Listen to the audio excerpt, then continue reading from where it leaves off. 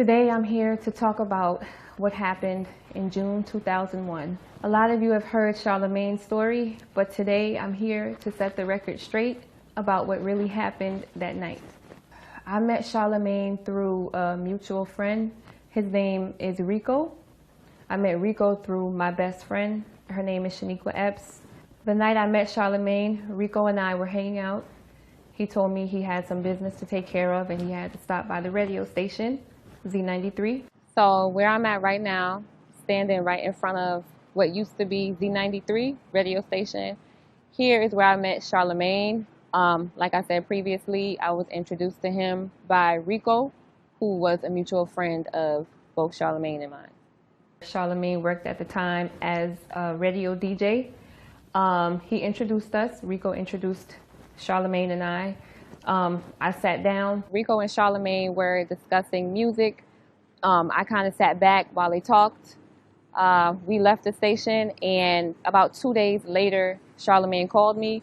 I'm not sure how he got my number because I didn't give it to him, but I'm assuming that Rico gave him my number. At the time I met Charlamagne, I was 15 years old. He told me he was 20. Just finding out recently he was actually 22 years old at the time.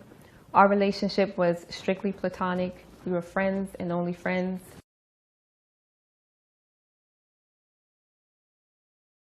This is where Charlamagne came to meet my mom for the first time. Came upstairs to this apartment here to my left. Came to meet my mother, spoke to her, introduced himself. And on that day, he took me and my best friend out to lunch to a Chinese buffet. I knew him about maybe, I want to say a month and a half before the incident. He also, during that time when he introduced himself to me, he said that he would watch over them and promised that they would be fine, and I had nothing to worry about, that they would be safe with him. He came off like he was a brother to a sister kind of relationship.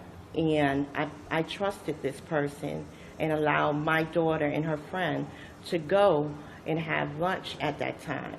I did not know, and I want to stress it very clearly, I did not know his age at that time. I just figured that he was a friend, hang around friend, possibly even high school. So yes, he did come and he did assure me that my daughter and her girlfriend would be safe with him. So the second time Charlamagne came to my home, I wasn't here. I'm not sure where I was, but my brother answered the door, told Charlamagne I wasn't here. And that was the second occasion. The third occasion was the day of the party. Charlamagne called me one day and told me he was having a party, a beach party, and invited me to the beach party. Initially I said no, but then he said the party was actually for him. It was his birthday. And he said, you know, you're like my sister, you have to be there. And I told him, I said, okay. Give me a second. He had a few guys with him, and one of those guys was a cousin of his by the name of Kenta Palmer. Kenta Palmer was the one driving the sports vehicle. Prior to this day, I had never met Kenta or any of the guys who came to pick us up. I just assumed they were friends and family of his because he was having this alleged birthday party. There were a few guys in the truck and one guy in the sports car. They picked us up late afternoon. Malika and I got into the vehicles. We left. From there, we went to his father's house. Once we got there, I met his father. And there was a few other people there, which I believe were his family members. And they were sitting in there watching TV. We sat there for a while. We left his parents' house and got into the vehicles and drove to, I believe it was a gas station. At the gas station, Malika called my mom to check in to let her know we were okay. I believe Charlamagne and someone else got out and went inside the gas station, came back into the vehicles, and then we drove to the villa. Once we got there, went inside. Give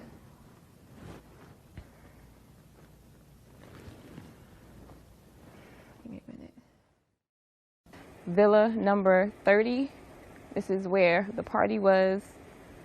Me and Malika walked into the party with Charlamagne, his friends and cousins. I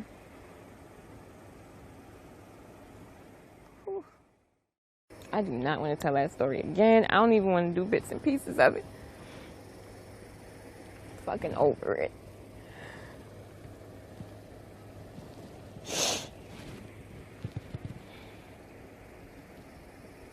Malika and I sat down and Charlamagne asked us if we wanted something to drink. Malika took a drink, but I told him I was fine, I didn't want to drink. But it's like he kept pressuring me to drink. He was like,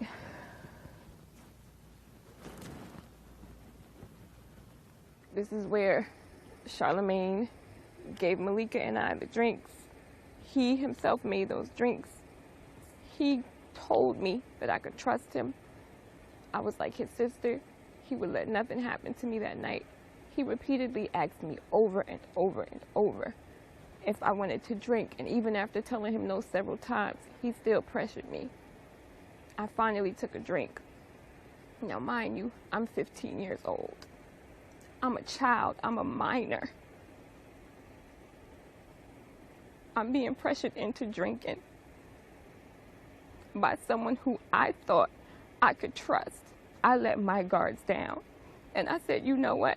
This is my friend. He won't let anything happen to me. And he betrayed me. He allowed his friends or cousins or whoever those guys were to take advantage of me, and he himself took advantage of me as well. He brought me here and left me here.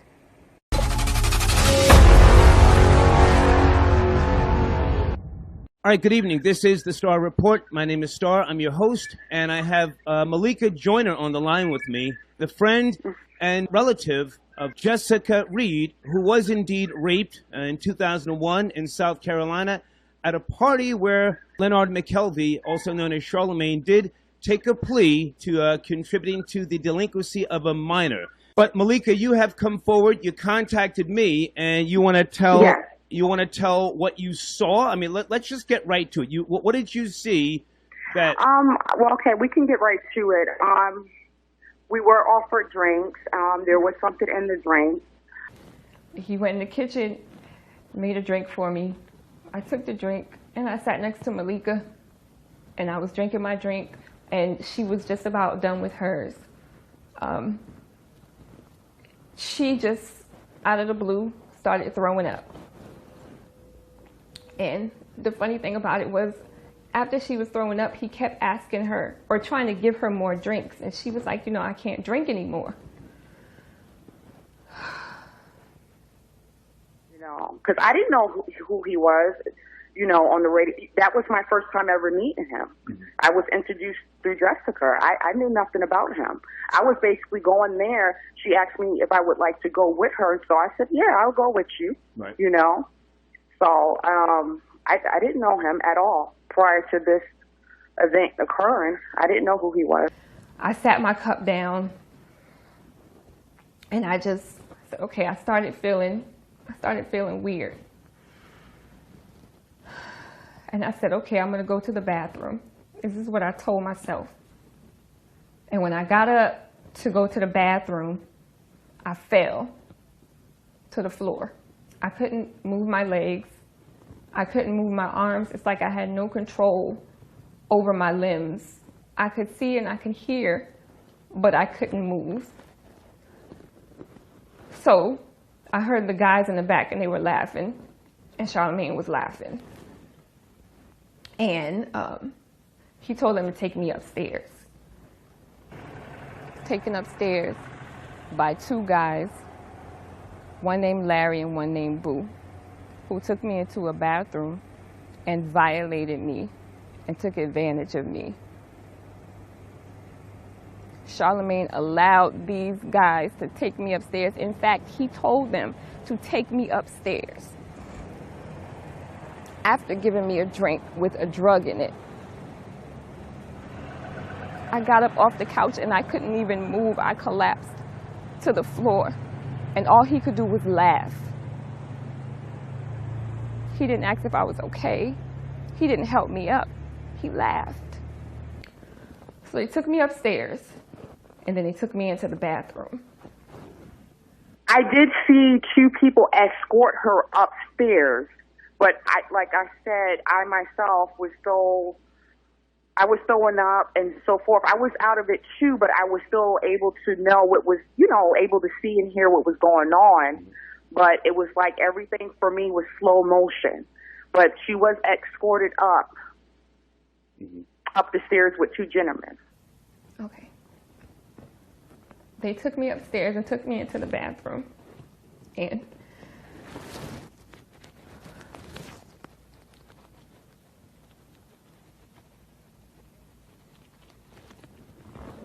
I don't know if I can do this.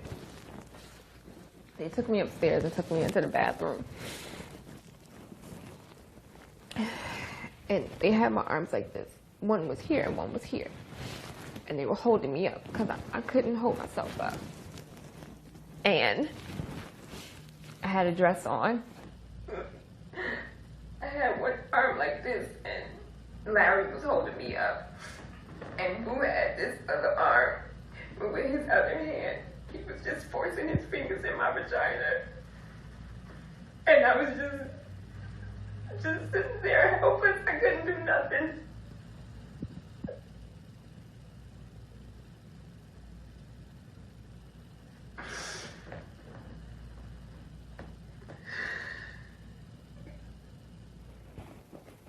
I cannot do this.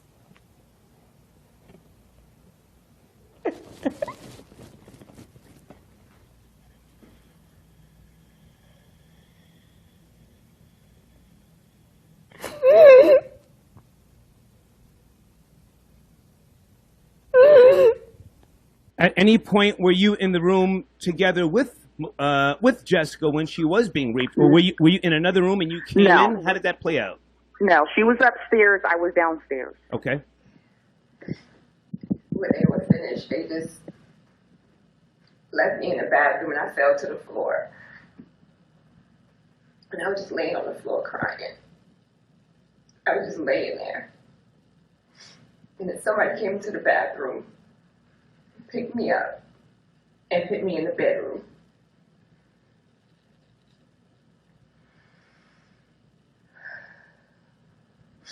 Left me in the bedroom, closed the door behind them. I don't know how long I was laying there for, but Larry ended up coming in the bedroom.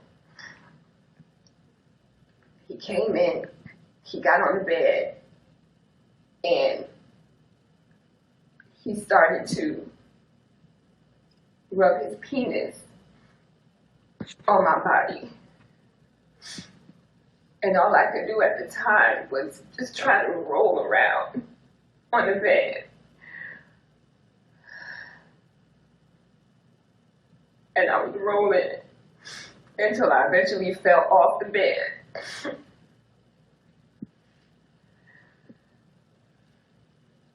I don't know. I don't even know how I got back onto the bed. I don't even know.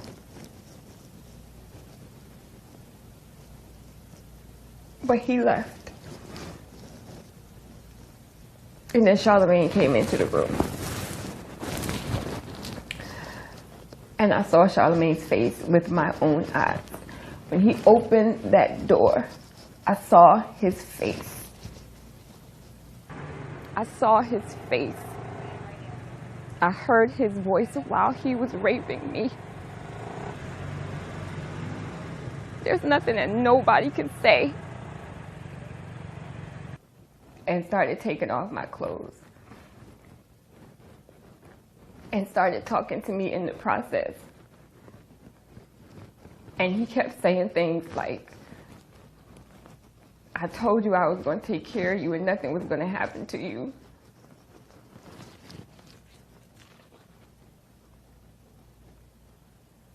But because I was throwing up, I was still coherent. I was still able to, I was still aware of my surroundings. So he couldn't really, he gave up with me, And I'm laying there crying. And he's like trying to shush me. I'm sitting there crying, and he tries to shush me. And then he performs oral sex on me.